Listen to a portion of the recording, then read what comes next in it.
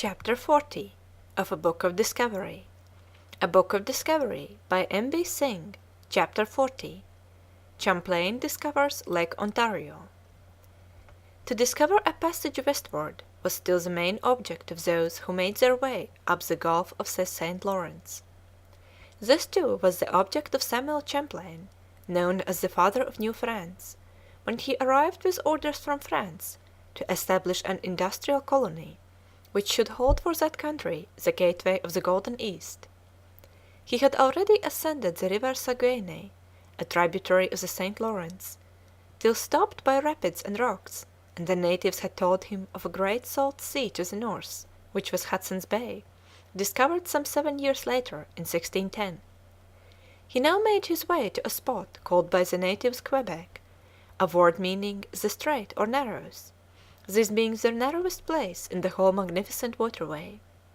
He had long been searching for a suitable site for settlement, but I could find none more convenient, he says, or better situated, than the point of Quebec, so called by the savages, which was covered with nut trees.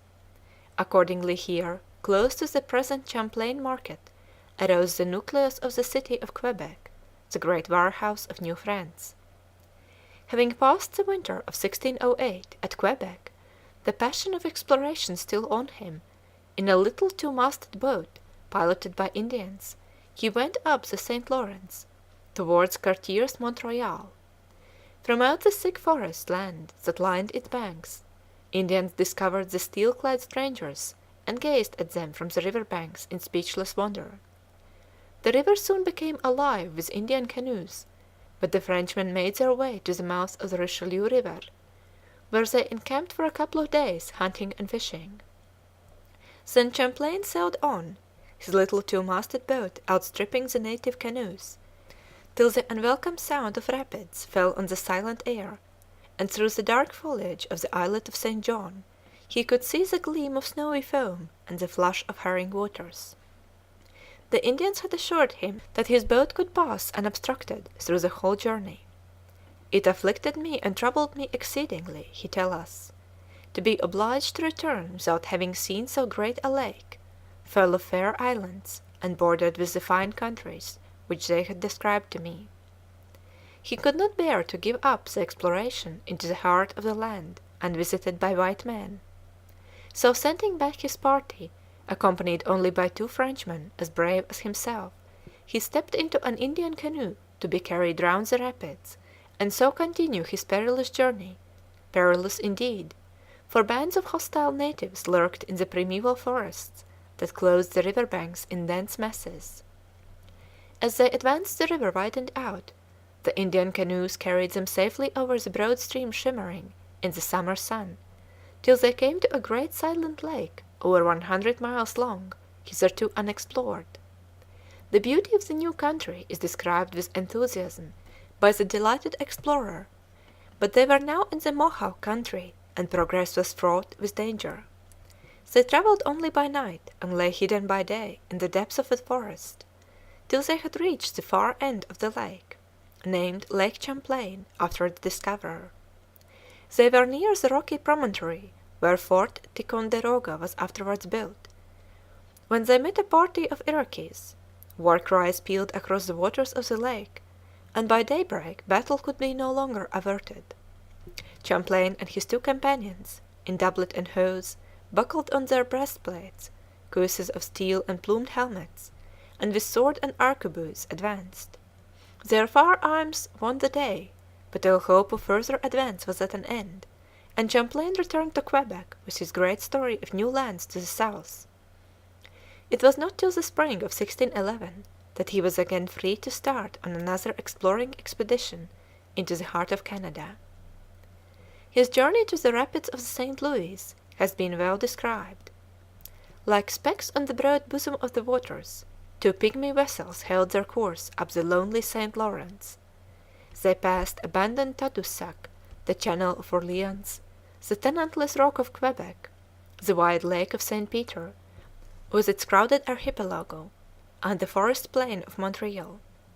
All was solitude. Hochelaga had vanished, and of the savage population that Cartier had found 68 years before no trace remained.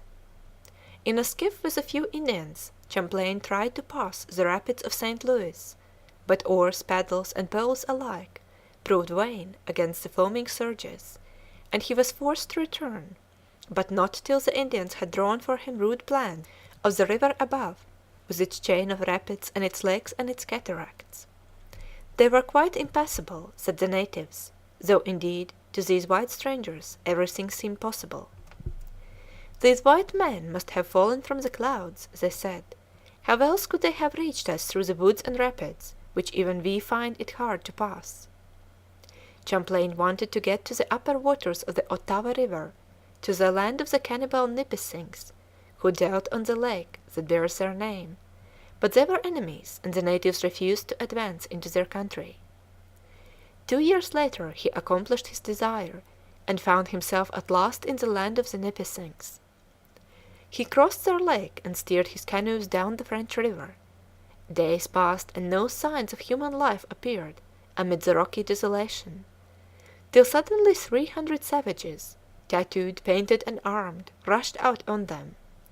Fortunately they were friendly, and it was from them that Champlain learned the good news that the great fresh water lake of the Hurons was close at hand. What if the friar Le Caron, one of Champlain's party, had preceded him by a few days? Champlain was the first white man to give an account of it, if not the first to sail on its beautiful waters. For over 100 miles he made his way along its eastern shores until he reached a broad opening with fields of maize and bright patches of sunflower, from the seeds of which the Indians made their hair oil. After staying a few days at a little Huron village, where he was feasted by friendly natives, Champlain pushed on by Indian trails, passing village after village, till he reached the narrow end of Lake Simcoe. A shrill clamor of rejoicing and the screaming flight of terrified children hailed his approach.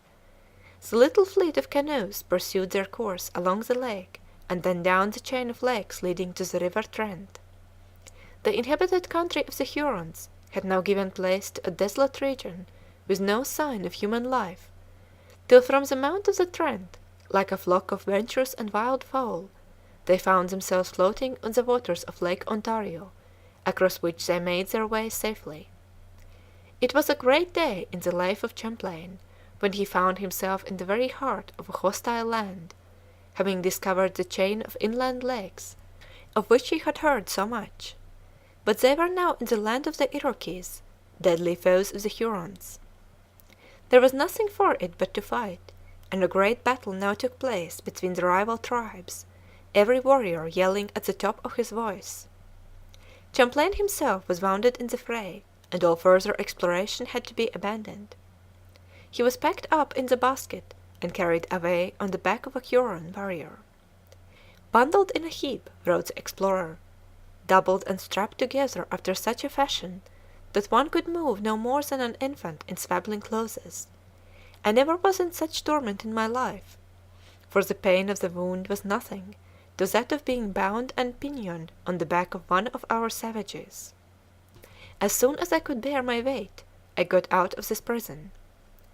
How Champlain wintered with the Hurons, who would not allow him to return to Quebec, how he got lost while hunting in one of the greatest forests, in his eagerness to shoot a strange-looking bird, how the lakes and streams froze, and how his courage and endurance were sorely tried over the toilsome marches to Lake Simcoe, but how finally he reached Montreal by way of Nipissing and the Ottawa River, must be read elsewhere.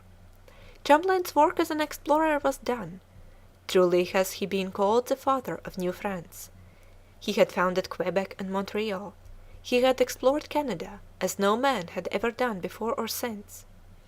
Faithful to the passion of his life, he died in 1635 at Quebec, the city he had founded and loved.